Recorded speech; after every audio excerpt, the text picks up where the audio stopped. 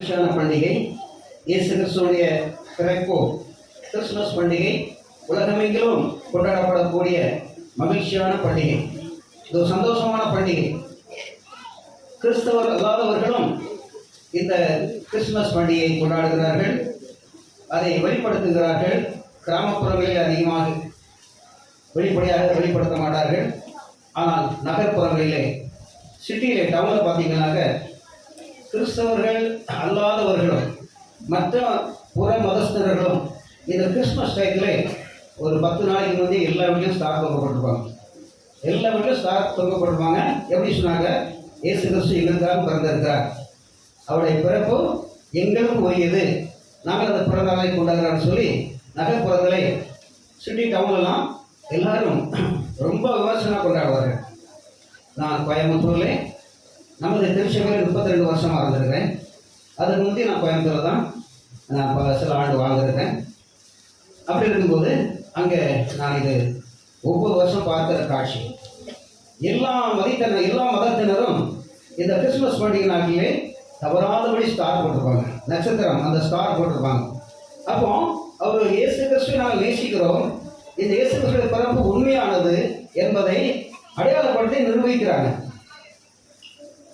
இங்கே கிராமப்புறங்களில் கூட அநேகர் இயேசுடைய ஆலயத்துக்கு வராமல் இருந்தாலும் அவர் முழு மனதோடு இயேசுதான் தெய்வம் சொல்லி அவரை அந்த ரங்கத்தை தேடுறாங்க, ரகசியமாக தேடுறாங்க.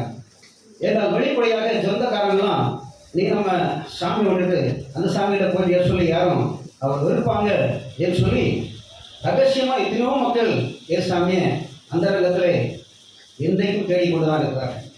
அப்போ இயேசு கிறிஸ்துடைய பிறப்பு இந்த உலகத்தில் எல்லாருக்கும் ஒரு மகிழ்ச்சியான ஒரு பண்டிகை, ஒரு சந்தோஷமான பண்டிகை. அதைத்தான் ஒரு நாளிலே மெய்ப்பர்கள் ஆடு மேய்த்து கொண்டிருந்தார்கள். அந்த வேளையிலே பரலோகத்தில் ஒரு தூதன் அங்கே வந்து இருக்கும்போது அந்த இடம் மகிமையினால் பிரகாசித்தது. அப்போது அவர் அந்த தேவதூதன் வார்த்தை சொன்னார். அவர் சொன்ன வார்த்தை என்னவென்றால், இங்கே வேதத்தில் வாசிக்கிறோம், பரிசுத்த வேதாகமத்திலே பரிசுத்த லூக்கா எழுதின சுவிசேஷம் 2ஆம் அதிகாரம் வசனம் 10 முதல் 14 வரைக்கும் வாசிங்க.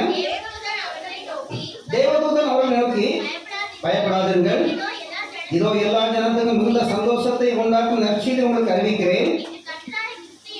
இந்த கர்த்தராகிய கிறிஸ்து என்னும் இரட்சகர் உங்களுக்கு தாவீதின் மூலம் பிறந்திருக்கிறான். பிள்ளை துணிகளை சுற்றி முன்னணியிலே கடத்திலே காண்பீர்கள், இதுவே உங்களுக்கு அடையாளம் என்றான். அந்த கணமே பரமசேனின் திரள் அந்த தூதனுடைய தோன்றி, உன்னதத்தில் இருக்கிற தேவனுக்கு மகிமையும் பூமியிலே சமாதானமும் மனுஷர் மேல் துணை உண்டாவதாக என்று சொல்லி தேவனை துதித்தார்கள். அல்லேலூயா.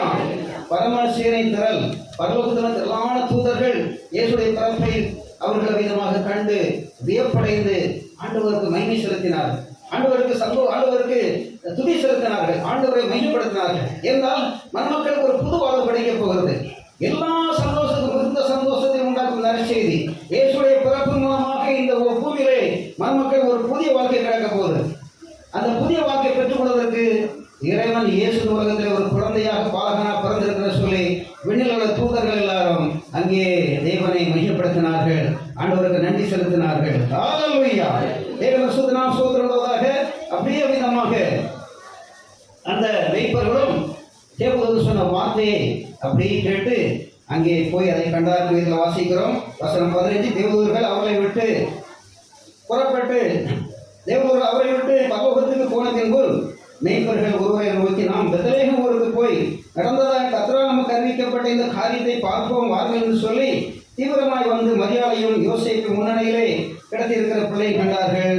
கண்ட அந்த பிள்ளையை குறித்து தங்களுக்கு சொல்லப்பட்ட சங்கதியை பிரசித்தம் பண்ணினார்கள் என்று வேதத்தில் வாசிக்கிறோம். தேவன் சுத்தனாம் சோதரதாக. அப்போ இங்கே பார்க்கும்போது ஆண்டவருடைய பிறப்பு இந்த உலகத்திலே மக்களுக்கு கிடைத்த ஒரு பெரிய பாக்கியம். மனிதனுக்கு ஒரு புது வாழ்வு கொடுக்க முடியாதான்? கடவுள் இந்த உலகத்திலே அவர் மனித குழந்தையாக பிறந்தார், அவர் இயேசுவின் பேராலே பிறந்தார். தேவ சுத்தனாம் சோதரம். இயேசுடைய பிறப்பு ஒரு தெய்வீக திட்டம், அது ஒரு சரித்திர வரலாறு. சரித்திரம் 2ஆக பிரிக்கப்பட்டிருக்கிறது. கிமு, கிபி, கிறிஸ்துவுக்கு முன் கிறிஸ்துவுக்கு பின்னாடி சரித்திர வரலாறுவே 2ஆக பிரிக்கப்பட்டிருக்கிறது. இது ஒரு சரித்திர வரலாறு. இயேசுடைய பிறப்பு ஒரு முன் அறிவிப்பு. இந்த காலத்திலே இப்படி இயேசு கடவுளுக்கு குழந்தையா பிறப்பார், அவருக்கு இயேசுன்னு பேரிடுவார் என்று இறைவன் முன்னறிவிப்பு அவர் பிறந்தார். அது தெய்வத்துடைய இறைவனுடைய முன்னறிவிப்பு, முன் திட்டம். இது உண்மையான சம்பவம்.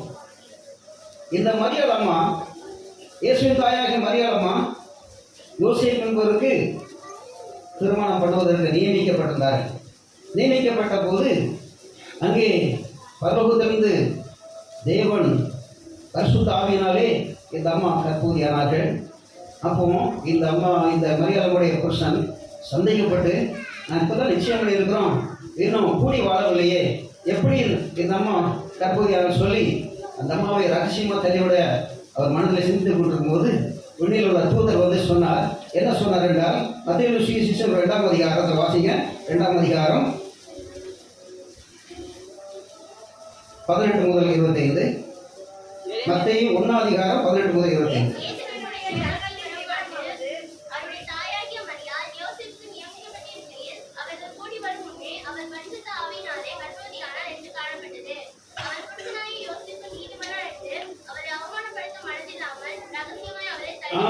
இதை வாசிக்கிறோம். ரகசியமா இவர் தள்ளிவிட யோசனை இருந்தான்.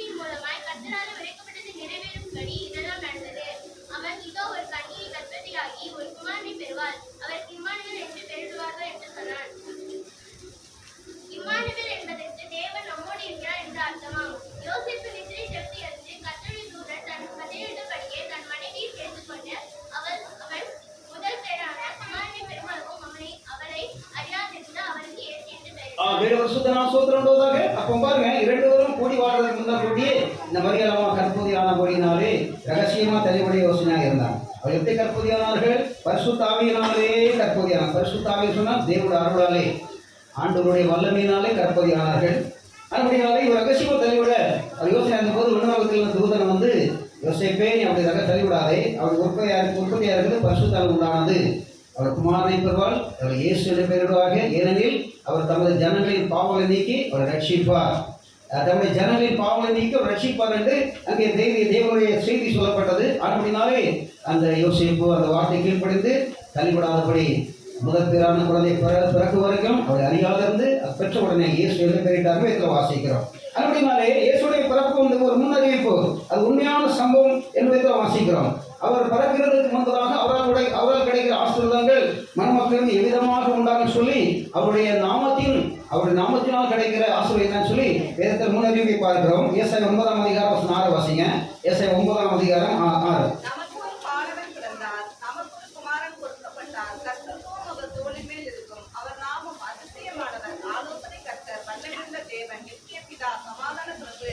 இயேசுடைய பிறப்பு ஒரு முன்னறிவிப்பான ஒரு தீர்க்க தரிசனமான ஒரு தெய்வ செய்தி.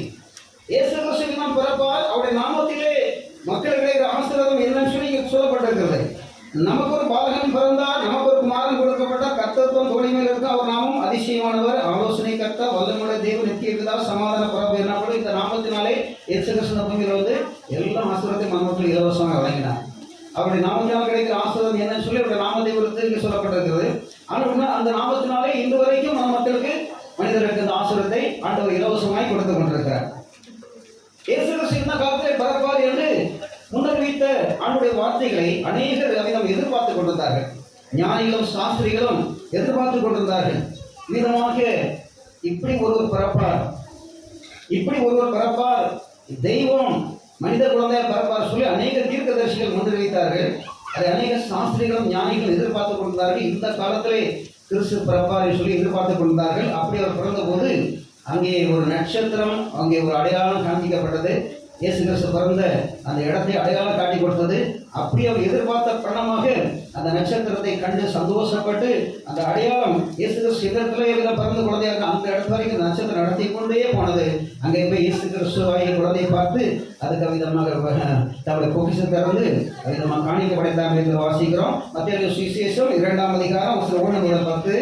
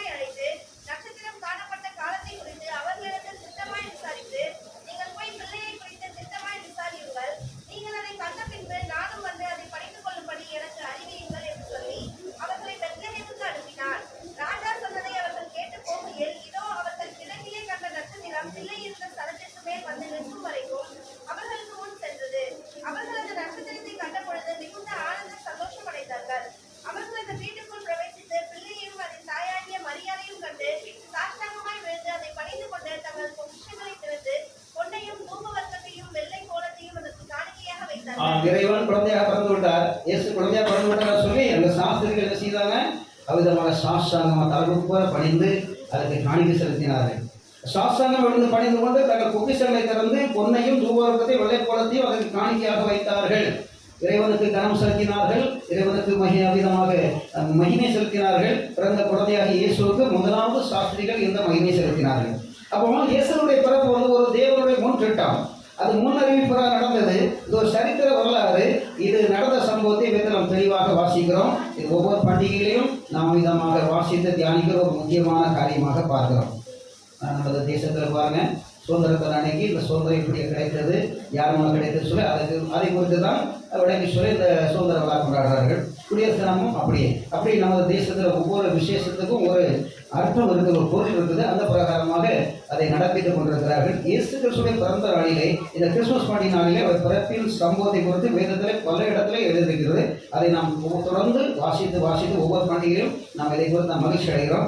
இந்த நாட்களிலே நாம் ஒரு முக்கியமான காரியத்தை பார்க்க வேண்டும். என்னவென்றால், அவ்விதமாக இயேசு கிறிஸ்து நல்ல போதனைகளை வழங்கினார். இயேசு கிறிஸ்து பூமிக்கு வந்து நல்ல போதனைகளை வழங்கினார். அவர் இந்த பூமிக்கு வந்து மனிதன் கொடுத்த முதல் போதனை என்ன என்று பார்க்கும்போது, மத்தேயு சுவிசேஷம் 4ஆம் அதிகாரம் வசனம் 17 வாசிங்க. மத்தேயு 4:17. அது முதல் இயேசு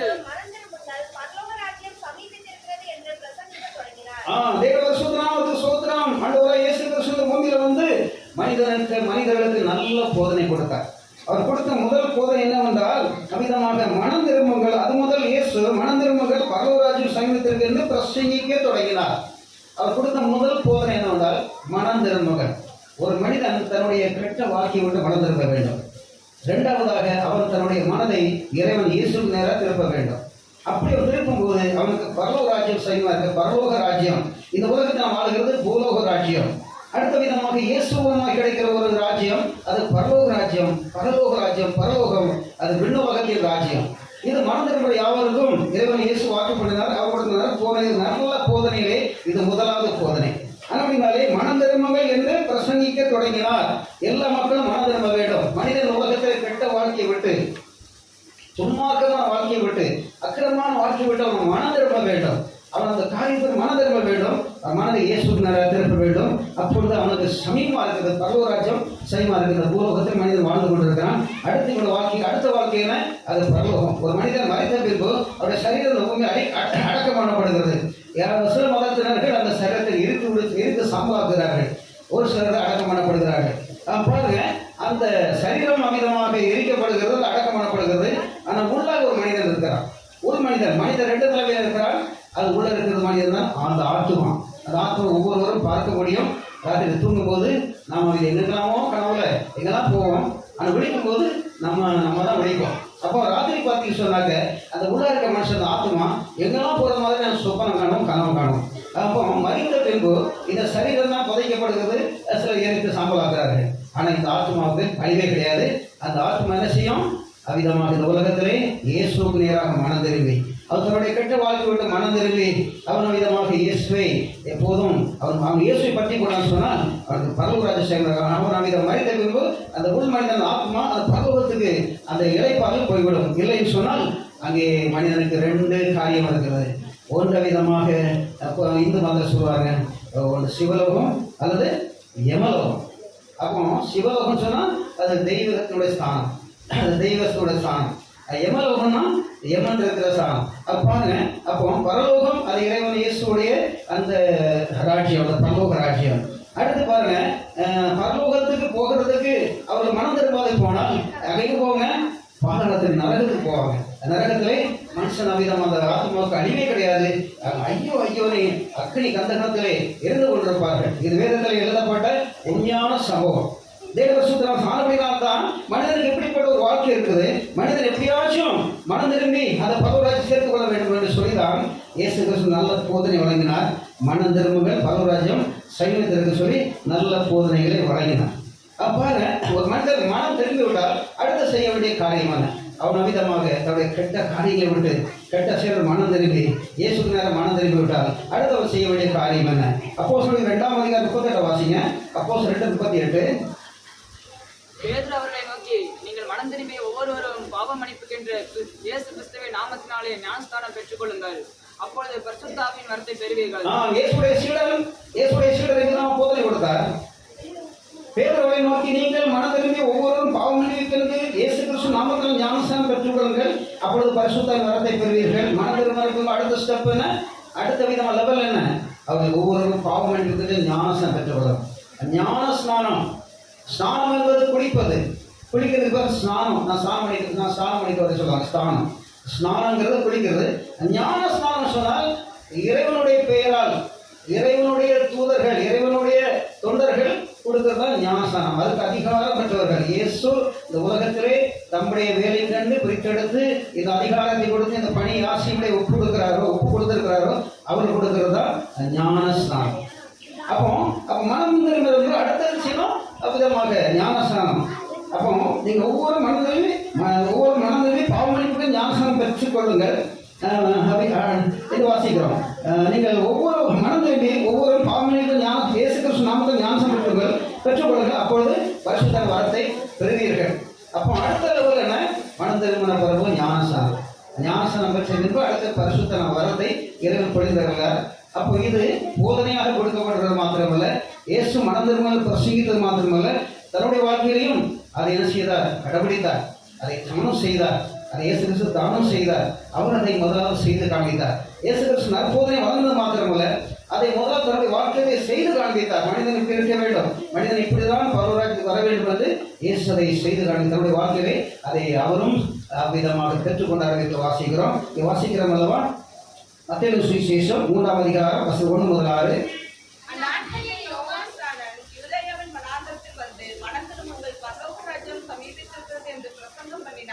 கர்த்தருக்கு வழியை ஆயத்தப்படுத்துங்கள், அவருக்கு பாதைகளை செவ்வாய் பண்ணுங்கள் என்று வனாந்தரத்திலே கூப்பிடுவனுடைய சத்தம் உண்டென்று ஏசாயா தீர்க்கதரிசியினால் சொல்லப்பட்டது இவனே. இந்த யோவான் ஒட்டகமையில் உடைந்தெடுத்து தன் அறையில் வார்த்தத்தை கட்டி கொண்டிருந்தான். வெட்டுக்கிளியும் காட்டுத்தேனும் அவளுக்கு ஆகாரமாய் இருந்தது. அப்பொழுது எருசலேம் நகரத்தாரும் யூதேயா தேசத்தார் அனைவரும் யோர்தானு கர்த்தர் சுற்றுப்புறத்தார் யாவரும் அவனிடத்துக்கு போய் தங்கள் பாவங்களை அறிக்கையிட்டு யோர்தான் நதியில் அவனால் ஞானஸ்நானம் பெற்றார். இயேசுடைய சீடன் விதமாக யோவான் ஸ்நானகன் என்பவர் அவர் என்ன செய்கிறார், எல்லா மக்களுக்கும் மனம் திரும்புங்க சொல்லிட்டு மனம் திரும்பின மக்களுக்கு ஞானஸ்நானம் கொடுத்தார்.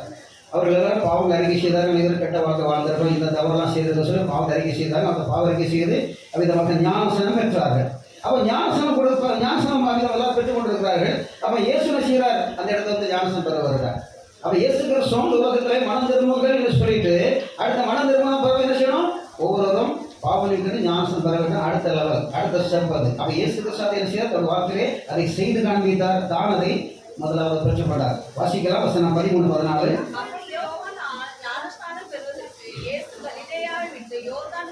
அவனிடத்தில் வந்தார். யோவான் அவருக்கு தடை செய்து, நான் உம்மாலே ஞானஸ்நானம் பெற வேண்டியதாய் இருக்க இது என்னிடத்தில் வரலாமா என்றான். இயேசு அவனுக்கு பிரதியுத்தரமாக, இப்பொழுது இடம் கொடு, இப்படி எல்லா நீதியும் நிறைவேற்றுவது நமக்கு ஏற்றதாய் இருக்கிறது என்றார். அப்பொழுது அவருக்கு இடம் கொடுத்தான். இயேசு ஞானஸ்நானம் பெற்று ஜலத்திலிருந்து தலையேறின உடனே இதோ வானம் அவருக்கு திறக்கப்பட்டது. தேவ ஆவி புறாவை போல் இறங்கி தம்மேல் வருகிறதை கண்டார்.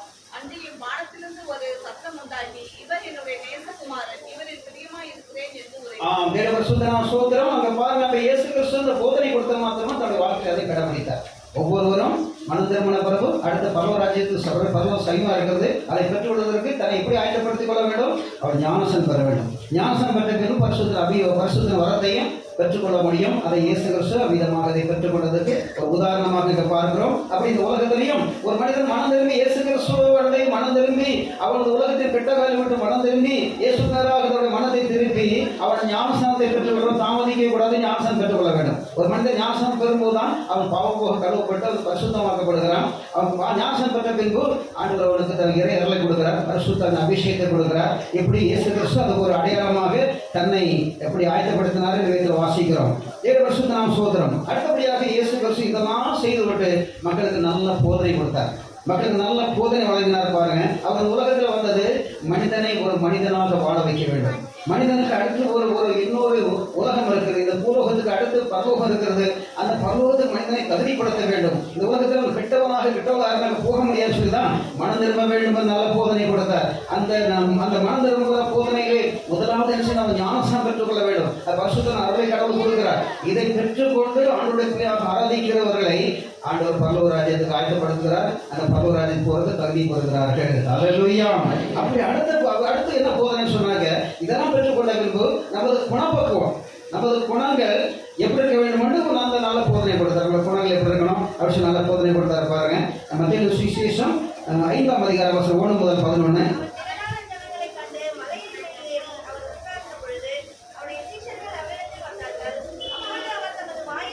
அப்பொழுது அவர் தமது வாயை திறந்து அவருக்கு உபதேசித்து சொன்னது என்னவென்றால், ஆவியில் எளிமையுள்ளவர்கள் பாக்கியவான்கள், பரலோக ராஜ்யம் அவருடையது. துயரப்படுவர் பாக்கியவான்கள், அவர்கள் ஆறுதல் அடைவார்கள். சாந்தகுணமுள்ளவர்கள் பாக்கியவான்கள், அவர்கள் பூமியை சுதந்திரித்துக் கொள்வார்கள். என்ன பார்க்க சொன்னா, சாந்தகுணமுள்ளவர்கள் பாக்கியவான்கள், அவர் பூமியை சுதந்திரித்துக் கொள்வார்கள். ஒரு நாளில் நான் கோயம்புத்தூர் இருக்கும்போது விதமாக 2 மாவட்டத்துக்கு ஜெயில் சூப்பரண்ட் இருந்தார். அநேக திருமண விழாவுக்கு வரவேற்பு நிகழ்ச்சிக்கு அவர் தான் அழைப்பாங்க, சிறப்பு விருந்தினர் அழைப்பாங்க.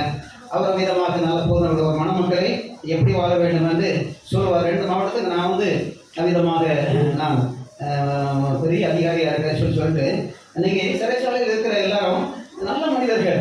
ஏன் எதுக்கு சிறைச்சாலை வந்தாங்க தெரியுமா? ஒரு சின்ன கோபம் தான், ஒரு அண்ணனுக்கு தம்பிக்கும் இந்த நிலத்தில் பிரச்சனை வந்துச்சு. பிரச்சனை வந்த போது அண்ணன் கொஞ்சம் சாந்தமானவர், தம்பி கொஞ்சம் கோபமானவர். அப்போ அண்ணன் சாந்தமாக இருக்கும்போது தம்பி என்ன செய்யற கோபக்காரரு, என் சொத்து தொடக்கூடாது அப்படி சண்டை போட்டு இருக்கிறார். அப்போ அண்ணன் சாந்தமானவர் பொறுமையாக தான் இருந்தார். அடுத்தபடியாக அண்ணனுடைய மனைவி அவர்கள் நல்ல கோபம் உள்ளவங்க. அப்போ கொழுந்தனால கோபம் உள்ளவங்க, அண்ணன் மனைவி கோபம் உள்ளவங்க. அப்போ இந்த அண்ணனுடைய மனைவி என்ன பண்ணாங்க, விதமாக இல்லையா தம்பி இப்படிலாம் அவங்க பேசுகிறவங்க ரோசா வரலையா அப்படி இப்படி சொல்லி ரொம்ப தன்னுடைய புருஷனை ஒரு ஆம்பளையா ரோசா இல்லையா அப்படின்னு சொல்லி கேட்ட உடனே, நீங்கள் இதை விட நீங்கள் ஒரு ஆம்பளை இருக்க விட ஒரு சேலை கட்டி ஒரு குட்டையை மாறலாம்ல அப்படின்னு சொன்னோடனே ஆத்திரத்தில் அப்படியே அலுவலகம் எடுத்து போய் தம்பி வெடி கொடுத்தார். அப்போ திருமண வாழ்க்கையிலே கணவன் மகன் எப்படி இருக்க வேண்டும், அன்புதான் முக்கியம். சிறைச்சாலையோட எல்லாம் நல்ல மனிதர்கள். ஒரு கோபத்தினால இந்த சிறைச்சாலை இருக்கிறாங்க. உங்கள் வாழ்க்கையில் கோபங்கிறது வரக்கூடாது. நீங்கள் அன்பாக இருக்கணும், சாதகமாக இருக்கணும், எரிச்சலுக்கும் வரக்கூடாது என்ற அந்த போதனை கொடுப்பார் அந்த பெரிய அதிகாரி. எல்லா திருமணத்தையும் அவர் அழைப்பாங்க. ஒரு நல்ல ஒரு மனிதர் எஸ்ரா. அப்போ பாருங்க, ஏசா நினைச்சிருக்கிறாரு, சாந்த உடம்பவர்கள் பாக்கியவான்கள், அவர்கள் பூமியை சுதந்திரித்துக் கொள்வார்கள். அவர்கள் பூமியை சுதந்திரித்துக் கொள்வார்கள். தம்பிகாரன் கோபக்காரன், அண்ணன் சாந்த உள்ளவர், அண்ணனுடைய மனைவி கோபக்காரங்க. இப்படி அண்ணன் தன்னை புருஷன் கோபத்தை ஏற்றி விதமான ஒரு சேலை கட்டிட்டு போகிற பெண்ணா ஒரு மூலை இறக்கலாம்னு சொன்ன உடனே ஒரு அறுபதாயிரம் வெட்டி தம்பியை காரி மாட்டேன். என் தம்பி கோபக்காரன் சண்டை ஓடுறது காரி முடிச்சு போச்சு. அப்போ உலகத்தில் சாந்த குணமாக இருந்தால் தான் பூமியை சுதந்திரிக்க முடியும். இந்த உலகத்தில் நம்ம சுகமாக சாந்த குணமாக இருந்தால் தான் பூமியை சுதந்திரிக்க முடியல. பூமியை நம்ம இருக்க முடியாது, போயிடும். அப்போ நிறைய இந்த உலகத்தில் கொலை நடக்கிறது. இப்படிப்பட்ட சம்பளம் எதற்காக ஒரு மனுஷனுக்கு சாந்த குணம் நடக்கிறது. அதை தான் சொன்னார் இயேசுவே நல்ல போதனை கொடுத்தார். சாந்த குணங்களோட வாக்கியவான்கள் அவங்க பூமியை சுதந்திரித்துக் கொள்வார்கள். அடுத்து வாசிங்க, நீதியின் மேல் பசிதானவர்கள் வாக்கியவான்கள் அவர்கள் திருப்தி அடைவார்கள். நீதியான வாழ்க்கை உலகத்தில் ஒரு மனுஷன் நேர்மையாக நீதியாக வாழ்ந்தான் அவன் திருப்தி அடைவான். அவன் அநீதியாக வாழ்ந்தான்னு சொன்னான், அடுத்தவங்க நிலத்தை அபகரிக்கிறது, அடுத்தவங்க இந்த பொருளை கொள்ளடிக்கிறது அப்படின்னு சொன்னாங்க, அவன் திருப்தி அடைய முடியாது. அவன் திருப்தியாக இருக்க முடியாது. மனசு விதமாக நீ குற்றவாளி சொல்லி அவனை குத்திக்கிட்டே இருக்கும். அவன் திருப்தி இருக்கவே முடியாது. அதான் சொன்னார், நீதி மேல் அவன் நேர்மையாக வாழ சொல்லி எந்த மனுஷன் முடிவு பண்ணி அதை கடைபிடிக்கிறானோ அது எப்படி இருப்பான், திருப்தி அடைவார்கள். எல்லாத்தையும் திருப்பி என்னை கடவுள் நல்லா வச்சிருக்கிறாரு, நான் யாருக்கு எந்த பாதகம் பண்ணலை, நான் சந்தோஷமா இருக்கிறேன். இப்படிதான் மனுஷன் வாழ முடியும். அதுதான் நல்ல போதனை கொடுத்தார் இயேசுவே. நீதி மேல் பரிசுத்தம் ஒரு பாக்கியம் அவ்வளவு திருப்தி அடைவார்கள். அடுத்த வாசிங்க, இரக்கமுள்ள ஒரு பாக்கியவான்கள் அவர் இரக்கம் பெறுவார்கள். இரக்கமுள்ள ஒரு பாக்கியவான்கள் இரக்கம் பெறுவார்கள். பாருங்க, ஒரு மனுஷன் நம்ம கிட்ட ஒரு உதவி கேட்கிறாங்க, அவ்விதமாக நம்மளுடைய கொடுக்குற வசதி இருக்குது. ஆனால் ஏன் பொருள் உனக்கு அது கொடுங்க போன்னு சொன்னாங்க. விதமாக அவன் ஒரு பாக்கியவான் கிடையாது.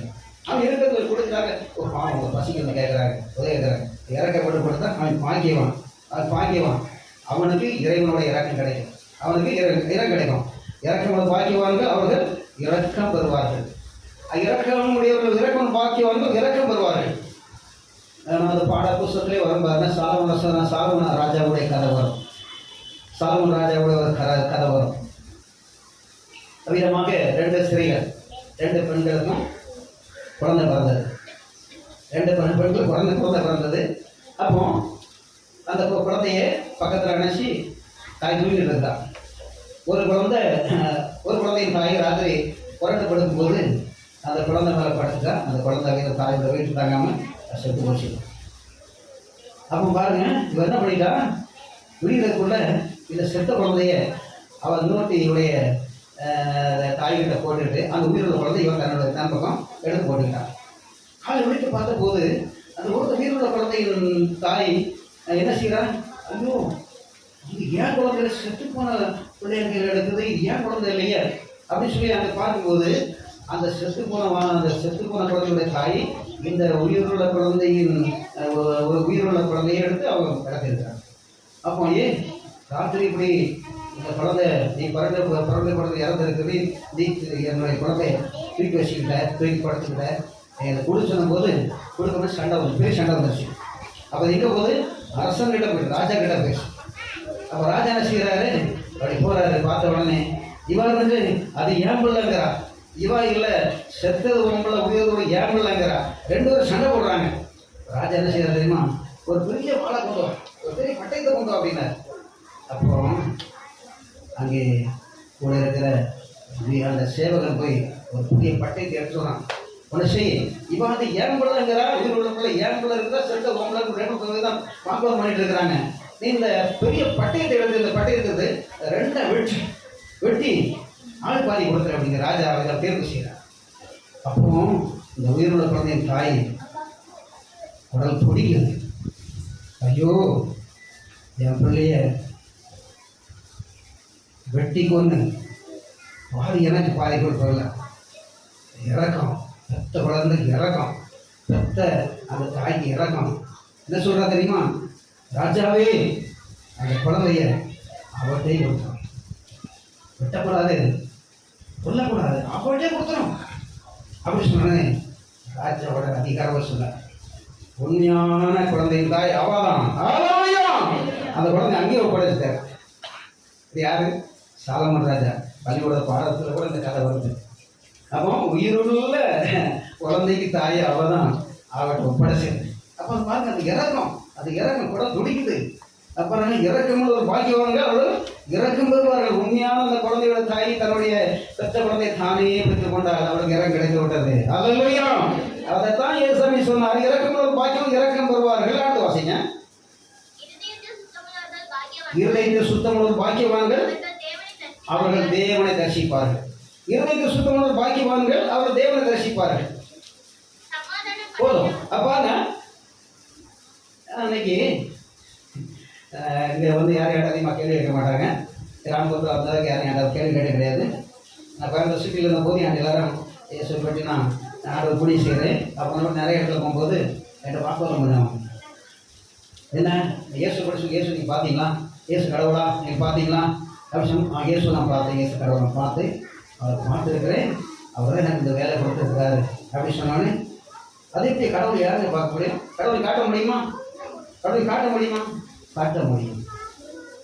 நான் சொல்வேன், காட்ட முடியும். அதுக்கு ஒரு வழி இருக்குங்க. அந்த வழி கூட காமிங்க. இயேசுவை பார்க்கலாம்.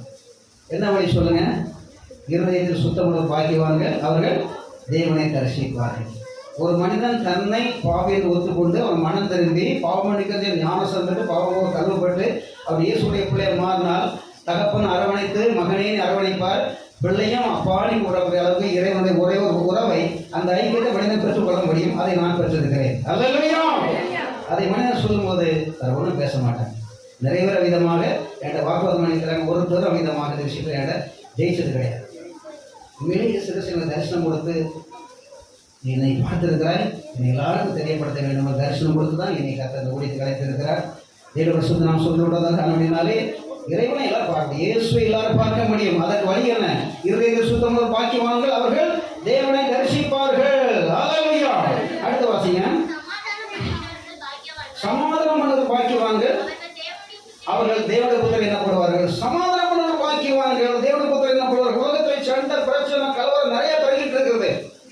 அங்கே சமாதானம் பண்ணுகிற ஒரு தேவனுடைய பிள்ளைகளை சமாதானம் பண்ண முடியும். நான் எவ்வளோ பேர் சண்டை நடந்தாலும் சேர்த்தான் அதை உடனே போய் சொல்லி தெரியுமா, அவர்கிட்ட போய் சண்டை போடாத போய் இப்படி சண்டை போறீங்களே வாங்க ரகசியமாக காரியம் சொல்கிறேன், காதலில் போய் நீங்கள் எவ்வளோ ஒரு மரியாதைக்கு ஆளு, நீங்கள் போய் உங்கள் கையை போய் சேதலுக்கும் வைக்கிறீங்களா, நாரி போகாதா, செண்டில் வச்சா மணக்கும், நீங்கள் சேத்துல வைக்கிறீங்க நாரி போகாது, நீங்கள் எவ்வளோ ஒரு மதிப்புரிய ஆள் சொல்ல உடனே அப்படியா உடனே அப்படி ஒரு நம்முடைய ஸ்டாண்டர்ட் எவ்வளோ பெருசா, நம்ம ஒரு நல்ல மனுஷனா போய் சொல்கிறாரு சொல்லி அந்த ஸ்டாண்டை அப்படியே நிறுத்திடுவார். உடனே ஸ்டாண்டை நிறுத்திடுவார். யார் செய்வார்? தேவனுடைய புத்தர் தேவனுடைய பிள்ளைகளும் அதை செய்ய முடியும்.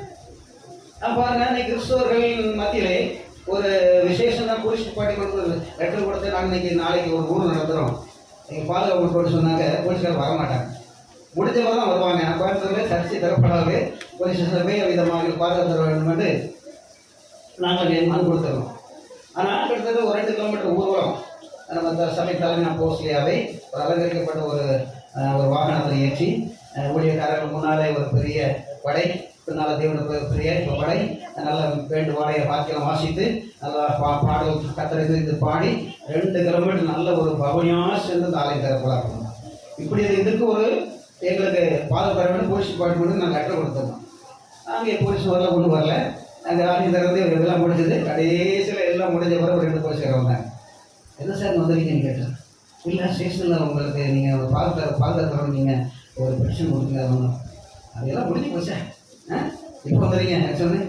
எங்களுக்கு தெரியுங்க, கிறிஸ்தவங்களுடைய ஊர் எதுனா பிரச்சனையே இருக்காது, அவங்க தான் சமாதானம் பண்ணுறவங்க. நல்லவையா அவங்க சமாதானம் பண்ணுறவங்க, பிரச்சனை இருக்காது. மற்ற மதம்னா தான் நீங்கள் பயந்து ஓடணும்.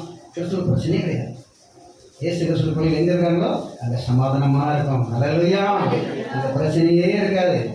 ஒரு சில கோபம் வரும், ஆனாலும் சூரியன் அஸ்தமிக்கிற சூரியன் அமிதமாக மறைகிறதுல அது மாறிடணும். மாறணும்னு சொல்கிறாரு, மாறிடும், கட்டியம் மாறிடும். ஏக சுத்தனாம சூரியன் உள்ளதாக. அப்போ சமாதான பாக்கியவான்கள் அவர்கள் தேவனுடைய புத்தர் எனப்படுவார்கள். தேவனுடைய பிள்ளைகள் எப்போது எங்கே சமாதானம் பண்ணுவதற்கு தங்களை ஆயத்தப்படுத்திக் கொள்ள வேண்டும். குடும்பத்தில் அப்படித்தான், வெளியே அப்படித்தான். இயேசுடைய போதனை. அடுத்து வாசிங்க. நீதி நிமித்தம் துன்பப்படுற பாக்கியவான்கள் பரலோகராஜ்யம் அவருடையது. நீதி நிமித்தம், நீதி நிமித்தமா இயேசுவை நான் தெய்வமாக இருந்து கொண்டு இயேசுவை பின்பற்றி போகிறேங்க. அதுக்காக நான் ஞானசம் பெற வேண்டியது இருக்குது. அங்கே ஞானசம் பெற வேண்டியது வந்தால் பழைய மனசை நான் மாற்ற வேண்டியது இருக்குது. இந்த நகைய தாலியெல்லாம் இதை மாற்றி தான் ஞானசம் எடுக்கணும். அப்படி ஒப்பு கொடுத்தா ஞானசம் கொடுப்பாங்க. வேறு சட்டம் அதுதான் அப்படின்னு சொல்லி விதமாக ஒரு சட்ட அனுமதி வாங்கிட்டு ஞானசம் பெற்று போயிடுவாங்க. அடுத்து போயிட்டா எங்கே போன ஞானசம் பெற்றவங்க சொந்த மந்தங்களாம் செய்வாங்க. ஏய் உனக்கு பிரச்சனை இல்லையா, இப்படி ஒழுங்குலாம் மூலியாக இருக்க அப்படின்னு சொன்ன உடனே என்ன செய்வாங்க, உடனே பழைய வாழ்க்கைக்கு மாறிடுவாங்க. மாற மாட்டாங்க. எனக்கு இயேசு தான் வேணும்னு சொல்லி தான் எல்லாத்தையும் கலந்து தூக்கி வீசி நான் ஞானசம் பெற்றிருக்கிறேன். இயேசு வந்து அவருடைய பரலோகராஜ்யத்துக்கு போகிறதுக்கு நான் ஆயத்தப்படுத்திருக்கிறேன் அப்படின்னாலே யார் என்ன பேசினாங்க அதை மனசில் வச்சுக்க மாட்டாங்க. அப்போ நீதி நிமித்தம் இப்படி இயேசு கிறிஸ்துவுக்காக வாக்கிய தியாகம் பண்ணி ஒரு அவச்சொல் ஒரு அவமானம் அடைந்தாலும் அதை அவிதமாக பொருட்படுத்தாத வாழ்கிறவர்கள் பாக்கியவான்கள். அவர்களுக்கு பரலோகராஜ்யம் அவர்களுக்கு சொந்தம். பரலோகராஜ்யம் சொந்தம். அப்படிதான் தேவனுடைய பிள்ளைகள் நம்ம அநேகர் கத்தை ஒப்பு கொடுத்து நம்முடைய பிள்ளைகளாக வாழ்கிறார்கள். பரலோகராஜ்யம் நமக்கு சொந்தம். யார் இதை ஒப்பு கொடுத்து கர்த்தருக்கென்று தங்களை அர்ப்பணித்து அவருக்காக தங்களை அவிதமாக முழுமையாக ஒப்பு கொடுத்து ஞானசம் பெற்று இதனால் சொந்த பந்தங்கள் நம்மளை ஏளனமாக பேசி பரியாசம் பண்ணி அவர்கள் சொன்னால் அதை சரித்து பார்த்து வாழ்வதற்கு பரலோக ராஜ்யம் உறுதி. அல்லேலூயா. நீங்க துன்பப்படும் பாக்கியம் பரலோக ராஜ்யம் அவருடையது. அடுத்து வாசிங்க. என்னை அவனை நிந்தித்து துன்பப்படுத்தி பலவித தீமையான மொழிகளையும் உங்கள் பேரில் பொய்யா சொல்லுடன் பாக்கியமாக இருப்பீர்கள்.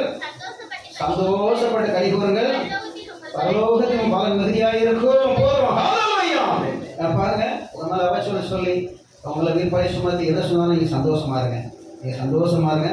பரலோகராஜ்யத்தில் பலன் மிகுதியாக இருக்கும். ஆண்டு நினைப்பாரு பரலோகம் போகும்போது என் பிள்ளை உலகத்துல என்கிட்ட வந்தபடினாலே எத்தனை அவச்சொல்லு, எவ்வளோ அவமானம், எவ்வளோ வந்து எல்லாம் கேட்டு போறீங்க. எனக்கு ஏசப்பா போகுது சொல்லி மேலேயே பத்ததில் ஆரம்பிச்சு அங்கே கற்று என்ன கொடுக்குறார், அவளுக்கு பலன் நிறைய கொடுக்குறார். அப்போ இயேசுடைய போதனை எல்லாரும் பார்த்தீங்களா? அப்போ இந்த இயேசுடைய போதனை, இயேசுடைய பிறந்த நாளிலே இந்த போதனை நாம் சரியாக அறிந்து நம்ம வாழ்க்கையில் இதை கடைபிடிக்கும் போது இந்த ஆசிரியத்தை பரிபூர்ணமாய் பெற்றுக்கொள்வோம்.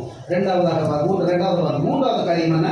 முதலாவது இயேசுடைய பிறப்பு அது தேவ திட்டம், அது சரித்திர வரலாறு. திருசுத்தமும் பேரும்போது சரித்திர வரலாறு, அது தேவனுடைய முன்னறிவிப்பு, அது உண்மை சம்பவம் முதலாவது. இரண்டாவதாக இயேசு நற்போதனைகளை நற்போதனைகளை வழங்கினார். இயேசு கிறிஸ்து நற்போதனைகளை வழங்கினார். மூன்றாவது பார்க்கிறோம், இயேசு கிறிஸ்து அதிகமாக நமக்கு கற்றுக் கொடுக்கிறார், அநேக கருத்தை கற்றுக் கொடுக்கிறார். வாசிங்க மத்தேயு 11:28-30 வாசிங்க. மத்தேயு 11:28-30. வருத்தப்பட்டு பாரம் சுமக்கிறவர்களே, நீங்கள் எல்லாரும் என்னிடத்தில் வாருங்கள், நான் உங்களுக்கு இளைப்பாறுதல் தருவேன். நான் சாந்தமும் மனத்தாழ்மையுமாய் இருக்கிறேன். என் நுகத்தை உங்கள் மேல் ஏற்றுக்கொண்டு என்னிடத்தில் கற்றுக்கொள்ளுங்கள், அப்பொழுது உங்கள் ஆத்துமாக்களுக்கு இளைப்பாறுதல் கிடைக்கும். என் நுகம் மெதுவாயும் என் சுமை இலகுவாயும் இருக்கிறது என்றார். கற்றுக்கொள்ள சொல்கிறார், அவரிடத்தில் கற்றுக்கொள்ள சொல்கிறார். வருத்தப்பட்ட பாரம் சுமக்கிறவர்கள் எல்லாரும் என்னிடத்தில் வாருங்கள், நான் உங்களுக்கு இளைப்பாறுதல் தருவேன். உலகத்திலே மனிதன் கஷ்டத்தை சுமந்து கொண்டிருக்கிறான், வருத்தத்தை சுமந்து கொண்டிருக்கிறான். என்னிடத்தில் வாருங்கள், நான் உங்களுக்கு இளைப்பாறுதல் தருவேன். நான் சாந்த மனத்தாழ்மையா இருக்கிறேன். என் நுகத்தை உங்கள் மேல் ஏற்றுக்கொண்டு எனக்கு கற்றுக்கொள்ளுங்கள், அப்பொழுது உங்கள் ஆத்மாக்கள் இளைப்பாறுதல் கிடைக்கும். என் நுகம் மெதுவாயும் சுவை லகுவாயும் இருக்கிறது என்று சொன்னார். அப்போ நான் சாந்த மனத்தாழ்மை இருக்க சொல்கிறார். இயேசு கிறிஸ்து இந்த உலகத்தில் சாந்தமா இருந்தார். அவர் இந்த உலகத்தில் எப்பேற்பட்ட பிசாசு பிடித்தவரை அவர் விதமாக சுகப்படுத்தினார். மரித்துக் கொண்டு லாசர் உயிரோடு எழுப்பினார். எத்தனையோ உயிர்களை புதைக்கி கொண்டு போன உயிர்களை உயிரோடு எழுப்பி கொடுத்தார். குஷ்டரோகிகளை சுகப்படுத்தினார். குருட கண்களை திறந்து கொடுத்தார். சப்பானிகளை நடக்க பண்ணினார். நொண்டிகளை நடக்க பண்ணினார். எவ்வளவே நிமிர முடியாத பூனை நிமிர பண்ணினார். அப்படி நான் 12 வருஷம் பெரும்பாலும் ஒரு ஸ்திரீக்கு ஆண்டவருக்கு சுகம் கொடுத்தார். எவ்வளவு அற்புதம் நடந்துச்சு. அப்ப இந்த அற்புதங்கள்லாம் மக்கள் கண்டார்கள், பார்த்தார்கள். ஆனால் இயேசு கிறிஸ்து என்ன சொன்னார்கள்?